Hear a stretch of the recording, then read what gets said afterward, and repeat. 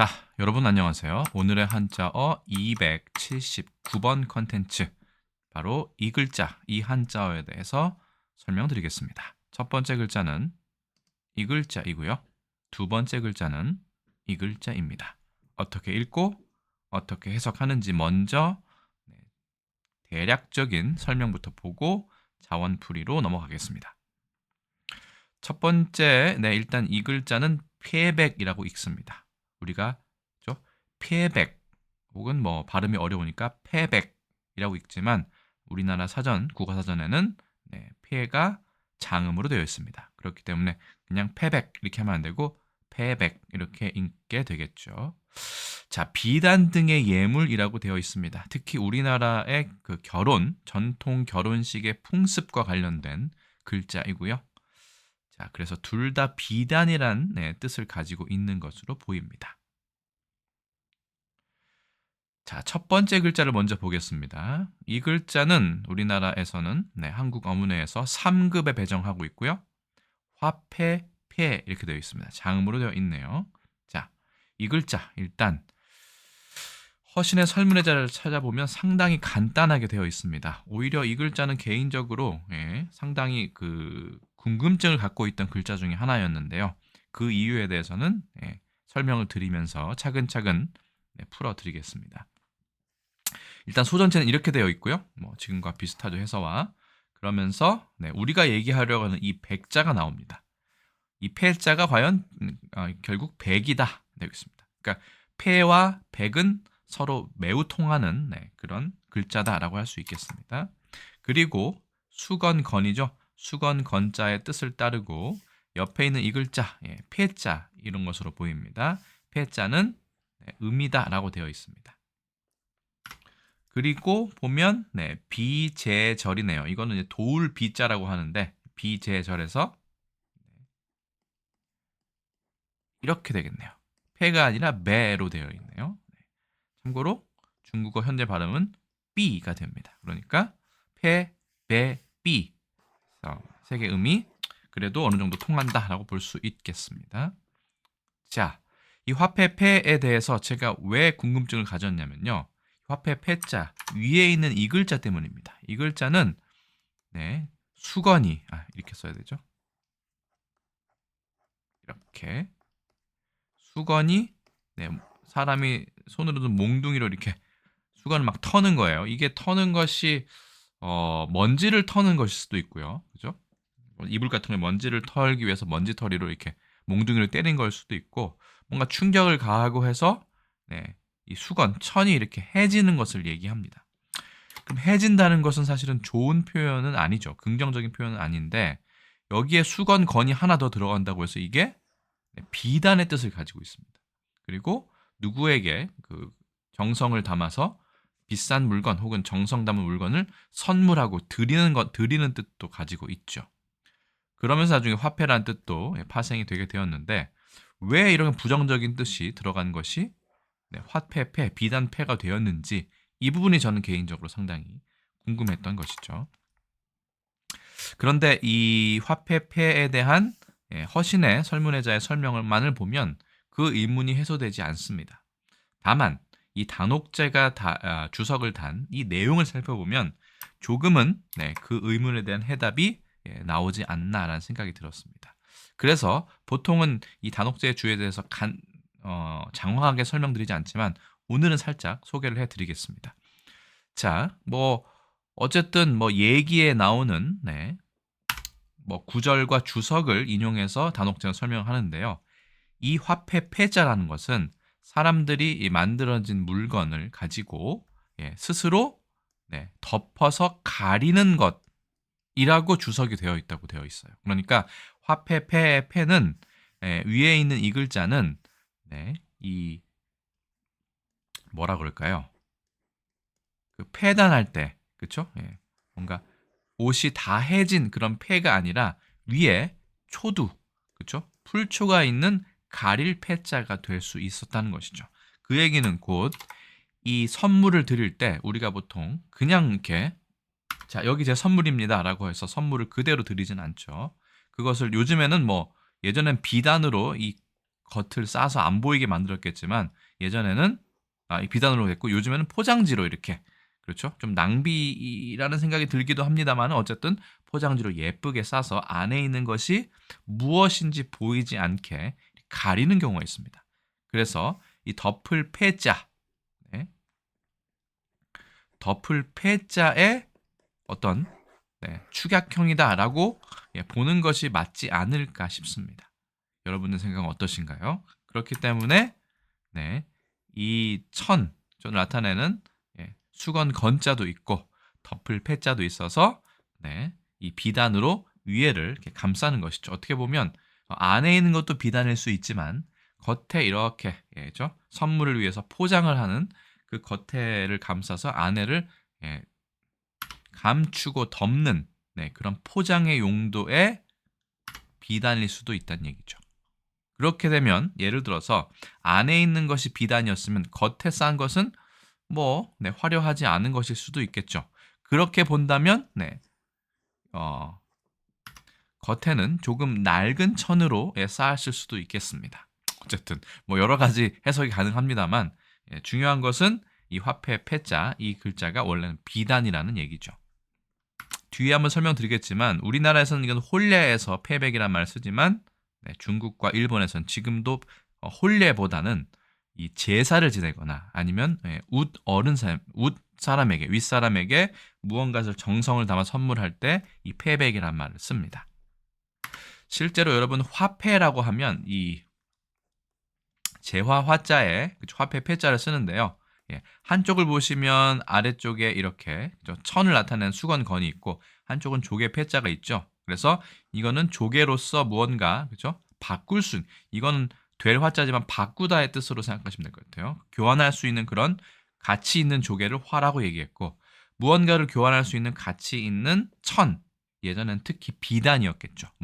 삼이나 이런 것들보다 모시보다는 비단에 가까웠을 겁니다. 그렇기 때문에 하나는 조개, 하나는 천, 비단을 뜻해서 화와 패가 결합해서 화폐가 생겼다라고 생각을 하고 실제로 한어대사전에 보셔도 그렇게 충당한다. 어떤 재화를 바꾸기 위해서 쓸 수 있는 대표적인 두 가지가 화와 패였다라는 설명이 있는 것으로 보아서 화폐 패자는 화폐라는 뜻은 비단에서 인신되어서 파생되어서 나중에 만들어진 개념이다라는 것을 알 수 있습니다.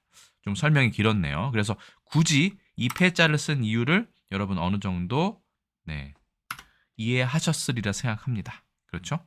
두 가지 뜻이 다 된다고 전 설명을 드렸습니다. 하나는 가리는 것, 포장해서 내용물을 가릴 패자, 덮을 패자.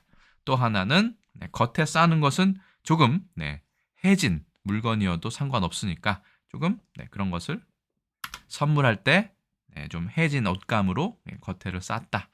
어쨌든 선물한다는 뜻은 둘 다 똑같습니다. 자, 그 다음 볼까요? 그 다음에 이 백자를 보시기 전에 화폐 패자에 여러 가지 글자가 숨어 있으니까 그걸 한번 보도록 하죠. 자, 화폐 패자에 그 이체자를 보시면 재미있게도 아래 옷 의자가 있는 것도 있고요.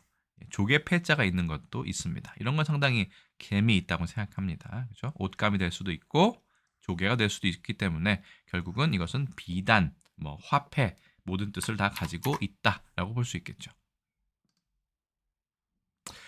자, 화폐 패자를 이제 장황하게 설명드렸는데 기왕 설명드린 김에 이 수건 건과 아무튼 피해자와 관련된 이야기를 좀 하고 넘어가도록 하겠습니다. 자, 이 글자는 해진옷 패자입니다. 화폐 패자의 왼쪽 위에 있는 부분이죠. 이 글자는 딱 보셔도 아시겠지만 여기 이 글자에 8팔자가 2개 있는 것이죠. 8팔자라는 것은 예전부터 무슨 조각이나 먼지 같은 거나 더러운 것이 손으로 털어서 떨어지는 것도 있겠지만 보통 반으로 나뉜다는 얘기입니다. 그렇죠? 절반 반자도 보시면 이렇게 되어 있죠. 8팔자는 왼쪽 오른쪽으로 구분돼서 나뉜다는 뜻이 있기 때문에 그게 한 번이 아니라 2번 나눠진다라는 것은 옷감이 원래 성하게 있었는데 그게 한 번 뜯어지거나 해지고 2번 해져서 약간 너덜너덜해진다라는 뜻을 가지고 있겠죠. 그래서 이 글자는 해진옷 폐라고 되어 있습니다. 그렇죠? 안쪽에 있는 수건 건자 보실까요? 이거는 1급 배정 한자입니다. 그래서 여기에 대한 해설은 좀 많은데 그 중에 하나는 수건을 말리기 위해서 이렇게 걸어놓은 모양이다 라고 얘기하는 사람도 있고요. 보통 수건은 예전에 허리춤에 차거나 어디에 이렇게 묶고 다녔죠. 그래서 아래쪽으로 축 내려들어서 허리에 차고 있는 모양이다 라고 설명하는 학자들도 있는 것으로 보입니다. 어쨌든 수건건에는 수건뿐만 아니라 무언가 걸쳐져 있는, 어디에 걸쳐져 있는 모양까지 갑골문에 나온 것을 알 수 있습니다. 자, 그리고 여기에 이 손수로 보이는 이 배, 삼배할 때 배죠. 삼배, 배보, pel포, 배포, pel포, 혹은 보시. 그 불교에서 이렇게 중생을 구제하기 위해서 이렇게 나눠주는 거 있죠. 이렇게 조건 없이 나눠주는 베푸는 것. 보시할 때도 보자 이게인데 이거 불교 용어니까 이건 일단 놔두도록 하고요. 포자라고 돼 있죠. 그래서 이거 같은 경우는 서신의 설문회자를 보시면 재미있게도 이 배와 삼배와 관련이 있습니다. 모시를 짜는 것이다라고 되어 있는데, 자, 아까 그 화폐 보시면 옆에 손에 몽둥이를 들고 이렇게 때리는 모양이 있죠. 여기도 그런 게 있습니다. 그래서 이 근문을 보시면 이 수건건, 이거 수건이라는 건 아마 삼배를 얘기하는 것 같아요. 삼배에 보시면 이 삼마자를 보시면 이렇게 되어 있죠. 이게 이제 거꾸로 된 겁니다, 지금. 그래서 얘가 거꾸로 얘를 어떻게 됩니까? 이렇게 놓고 거기다 이제 손으로 막대기로 때리는 거죠. 이렇게 막대기를 들고. 그게 바로 pel포자인데, 그죠? 제가 삼배나 모시를 가공해 본 적은 없지만 이거를 좀 많이 두드려야 된다고 되어 있어요. 그렇기 때문에 그렇게 두드려서 뭐라 그럴까요? 옷감을 만들 때 쭉 펼친다, 편다. 그렇게 해야지 좋은 옷감이 나온다고 합니다. 비단과는 좀 다르죠. 그런 작업을 나타냈다라고 설명하는 것이 허신의 설문회자의 설명이고, 그 다음에 일부 학자들은 여기 있는 것이 손수자가 아니라 아비부자이기 때문에 아비부자는 발음을 포나 보를 나타낸다라고 설명하는 형성자로 설명하는 사람도 있습니다. 이 부분에 대해서는 다음 시간에 혹시 기회가 되면 한자, 금일 한자를 통해서 한번 말씀드려보도록 하겠습니다. 자, 이 해진호 폐자와 관련해서 좀 재미있는 한자가 있어서 가져왔습니다. 바느질할 치자입니다. 술을 놓다라는 뜻도 볼 수 있겠는데, 보시면 해진호 폐자 위에 우리 업자의 위자처럼 보이는 이 글자가 있습니다. 이게 제가 보기엔 바늘을 나타냅니다. 바늘을 꽂아 놓은 통으로 볼 수도 있고요. 그렇기 때문에 해진옷에 무언가를 가해서 바느질을 해서 다시 기우든지 옷감을 다시 재생하는 것을 이야기합니다. 그래서 바느질할 치자도 상당히 재미있다라고 생각해서 가져와 보았습니다. 어쨌든 이 글자는 옷이 해져 있는 것을 이야기한다라고 볼 수 있겠죠. 화폐 폐와 관련해서 조금 더 살펴보도록 하겠습니다. 이 부분이 제가 헷갈렸다는 부분인데, 해질 폐자는 이제 아시겠죠? 그렇죠? 삼배에 혹은 옷감이 무언가의 작용에 의해서 풍화작용이든 시간이 오래됐든 무언가 이렇게 때리고 맞는 충격에 의해서 점점 이렇게 뭔가 나뉘어지고 뭔가 이렇게 찢어지고 하는 것이 해질 폐자입니다. 그렇죠? 화폐 폐자 위에 그런 게 들어가 있고요. 그 다음에 아까 말씀드린 것처럼 포장한다의 뜻의 덮을 폐자는 위에 풀초를 가지고 있어서 풀로 뭔가 이렇게 해진, 그렇죠? 좀 보이기에 부끄러운 낡아 있는 것을 풀로 싹 덮다 라는 뜻에서 덮을 폐자가 되었다 라고 되어 있습니다. 그리고 아까 말씀드린 것처럼 해진옷 폐자가 있고요. 그 다음에 이 해진온, 해지다 이런 뜻으로 좀 부정적으로 해석할 수 있는 것은 바로 이 폐단, 해질 폐자입니다. 그러니까 이거 자체가 해질 폐자인데 준 3급에 우리가 적폐다, 폐단이다, 아니면 자신의 회사를 낮게 좀 겸손하게 얘기할 때 상대방은 귀사, 우리 쪽은 폐사라고 할 때 그 폐자입니다. 뭔가 낡았고 좀 부끄럽다, 창피하다, 너덜너덜하다 이런 뜻이 돼 있는데, 재미있는 것은 여기에 손수가 하나, 둘, 세 개나 나옵니다. 그렇죠? 몽둥이로 막 때려가지고 얘가 해지는 것보다 더더욱 네, 손으로도 두 손으로도 잡아서 뜯고 뭔가 구기고 해가지고 많이 훼손을 하는 것이죠. 그렇기 때문에 이거는 예, 이 해질 패자보다 더 많이 해져 있겠죠. 그래서 이거는 이미 너덜너덜하다. 그래서 부정적인 뜻을 가지고 있습니다. 오랫동안 나쁜 짓을 부정적인 것을 축적했기 때문에 폐단이라고 할 때도 이런 해질 패자가 나오는 거죠. 닳고 닳아서 더 이상 어떻게 손을 댈 수 없는 지경의 부정부패도 폐단이라고 하는데, 그러면서 손이 여기에 3개나 나온다. 그렇죠? 얼마나 많이 헐고 찢어졌겠습니까? 그런 뜻으로 생각하시면 폐단, 폐도 이해할 수 있을 겁니다. 자, 오늘 설명은 상당히 길어졌네요. 두 번째 이제 글자를 보겠습니다. 이거는 백자인데요. 위에 흰 백자가 보이시죠? 1급의 비단 백자입니다. 이것도 아까 말씀드린 것처럼 화폐 폐와 같은 뜻으로 보시면 되는데, 굳이 설명을 하자면 허신은 이렇게 했습니다. 그렇죠? 이런 비단 백자는 비단 증자와 같다. 이 비단 증자라고 말씀드렸죠. 그리고 지금의 벽색, 이 벽자가 이 예절의 특이한 동그란 옥을 나타내는 벽자 있거든요. 완벽할 때 벽자. 근데 벽색이라고 하면 무슨 색인지는 잘 모르겠어요. 근데 여기서 봐서는 흰색입니다. 그렇죠? 아주 쉽게 풀 수 있죠. 흰색, 천이다, 비단이다, 비단백으로 되어 있고요. 아까 말씀드린 패자와 같은 뜻이다라고 보셔도 무방할 것 같습니다. 참고로 여러분, 여기 보시면 비단 증자가 있죠? 이 증자 보시면 이 시루 증자로 보통 대표되는 일찍이 증자가 있는데, 이거는 이제 그 비단을 층층이 쌓아가지고 시루처럼 떡시루처럼 쌓아가지고 보통 선물을 할 때 뭔가 쌓아서 여러 가지로 선물을 하죠. 하나만 선물하긴 좀 그렇기 때문에 여러 가지를 이렇게 층층이 쌓아서 선물한다라고 보시면 될 것 같고요. 그 다음에 이제 줄 증자 있죠. 증정하다 할 때 증자도 옆에 조개 패자가 있는 것도 이제 이해가 좀 더 되실 겁니다. 왜냐하면 비단으로 선물하는지 아니면 화폐, 재물로 선물하든지 다 비슷한 뜻이기 때문이죠. 그래서 이 글자는 결국은 이 글자와도 통한다. 그렇죠? 라고 보시면 될 것 같습니다. 허신은 당연히 수건 건자는 뜻을 따르고 흰 백자는 음을 따른다라고 되어 있고요. 방백절이기 때문에 백이라는 발음은 예전이나 지금이나 비슷하게 되겠네요. 자, 그래서 이제 복습을 해보시자면 첫 번째 글자는 3급 배정한자 화폐 폐자였습니다. 총 15획이고 수건 건자가 물론 비단 백자도 마찬가지입니다만 붓으로 지정되어 있죠. 보통 이렇게 씁니다. 하나, 둘, 셋, 넷, 다섯, 여섯, 일곱, 여덟, 아홉, 열, 열하나, 열둘, 열셋, 열넷.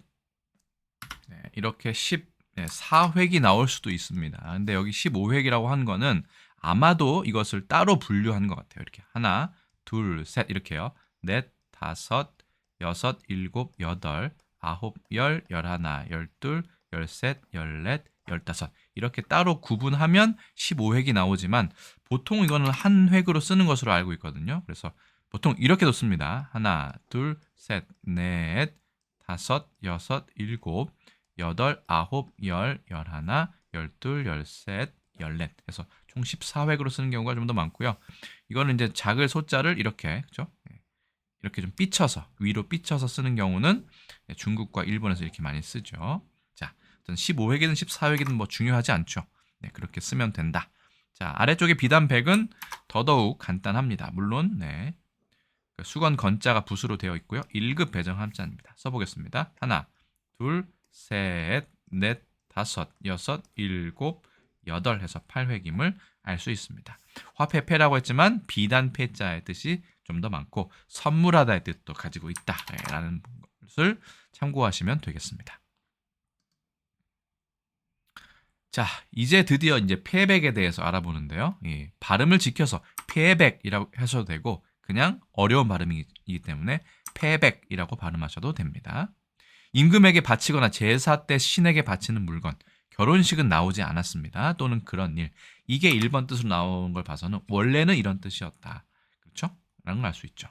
뭐 내자주부 최재하에는 어쩌고 저쩌고 전농 판관 송면은 혼전 판관으로 함께 패백의 있고 없는 것을 미리 살피지 않았으므로 그래서 태종실록에 나오는 부분입니다. 그렇죠? 제사 때 임금에게 바치는 혹은 신에게 바치는 그런 물건, 선물을 패백이라고 했다.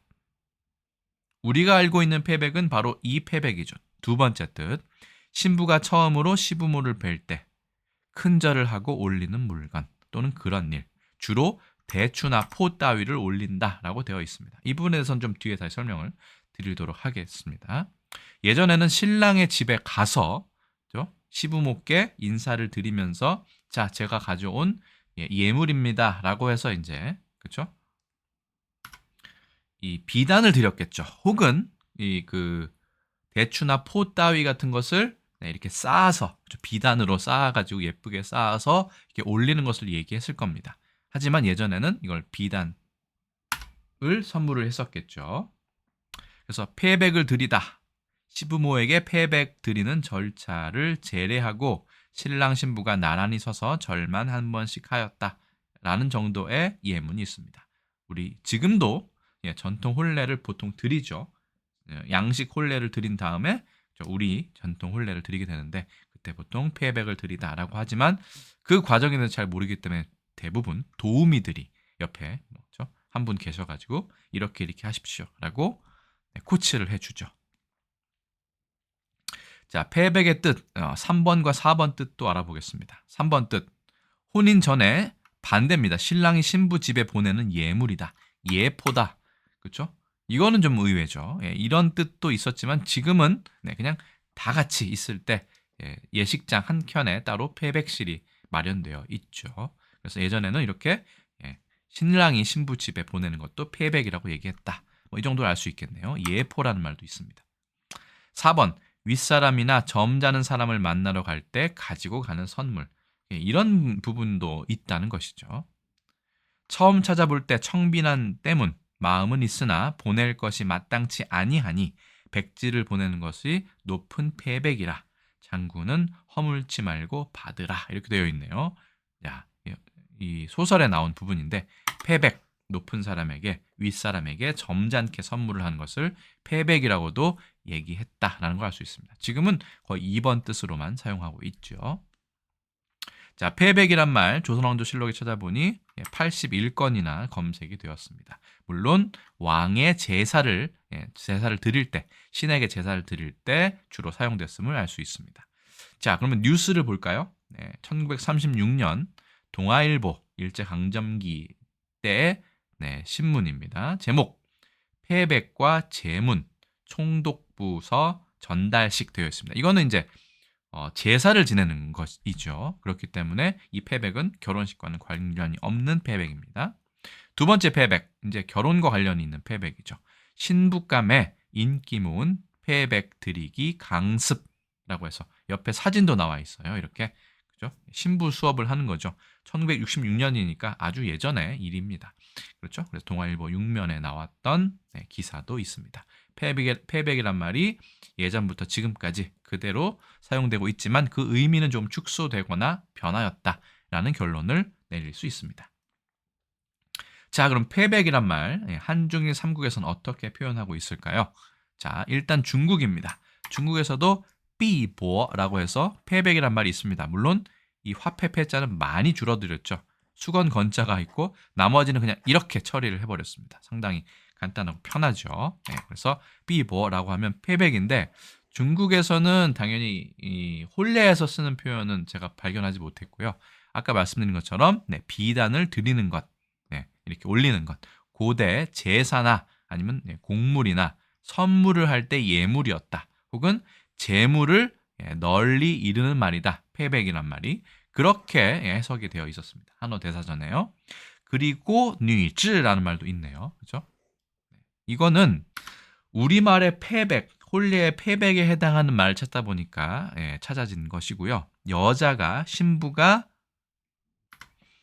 사람을 있죠. 누군가 손님을 아련할 때, 그렇죠? 아련할 때 보내는 예물을 뉘즈라고 얘기했다. 그렇죠? 여기는 패백 지자가 있네요. 이 글자가 패백 지자입니다, 여러분. 네. 그래서 여자가 지참할 선물 이런 건데 꼭 결혼에서만 쓰는 것 같지는 않지만 결혼 때도 쓰는 말인 것 같습니다. 그래서 우리나라의 패백과 가장 가까운 중국어 단어도 있었다. 하지만 그냥 패백이라고 얘기하면 우리나라의 패백과는 뭐라 그럴까요? 결혼식 때 예물하는 패백은 사용하지 않고 있더라. 이 정도를 알 수 있었습니다. 일본도 마찬가지입니다.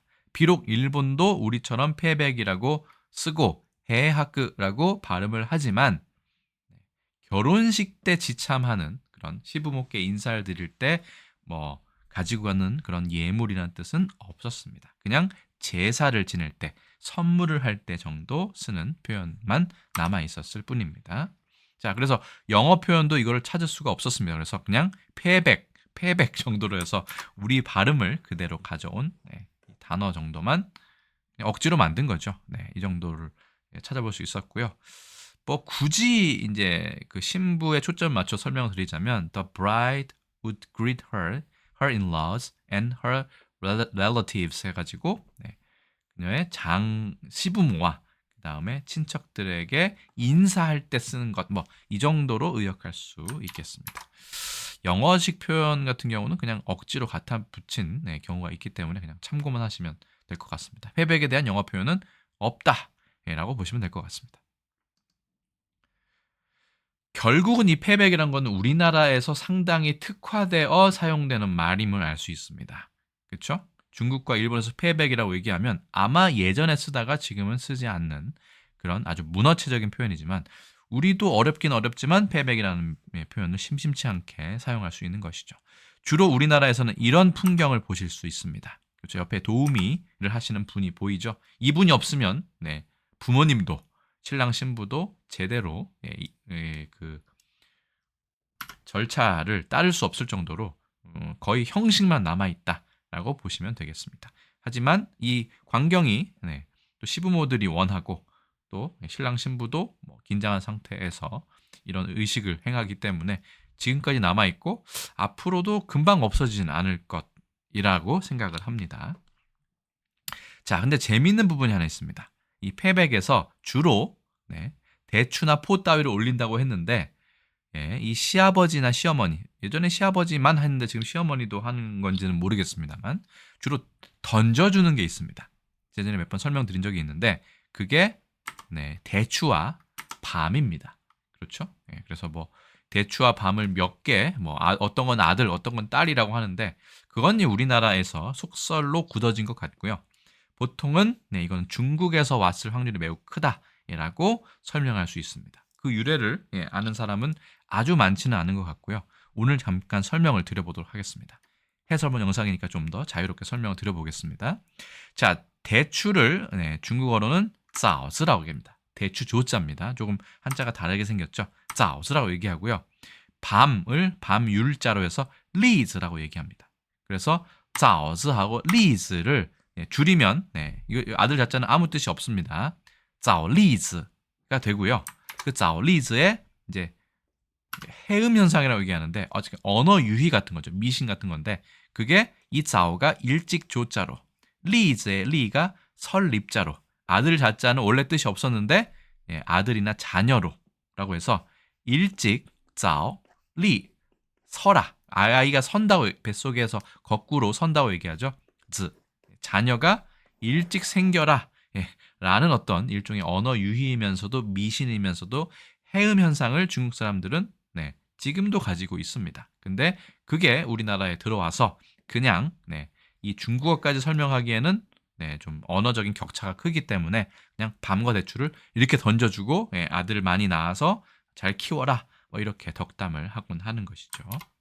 사실 중국에서는 이것보다 좀 더 많은 이 견과류가 나옵니다만 그건 뒤에 설명을 드리도록 하고요. 우리의 패백상을 보시면 이렇게 되어 있습니다. 이 견과류도 있고요, 포도 있고, 그렇죠? 대추도 있고, 여러 가지가 있네요. 술도 있고, 이걸 패백상이라고 보통 얘기하죠.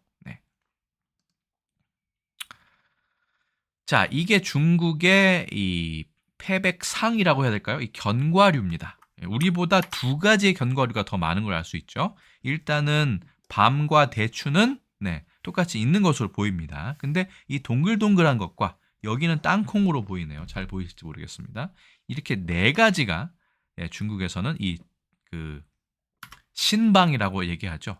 그 신랑 신부가 첫날 밤을 보내는 그쪽 그쪽 그 침대, 중국 침대 문화니까요. 침대 위에 이렇게 놓여지기도 합니다. 그러면 왜 두 가지가 더 늘었느냐라고 보니까 이런 말이 있더라고요. 대추는 짜어즈고요.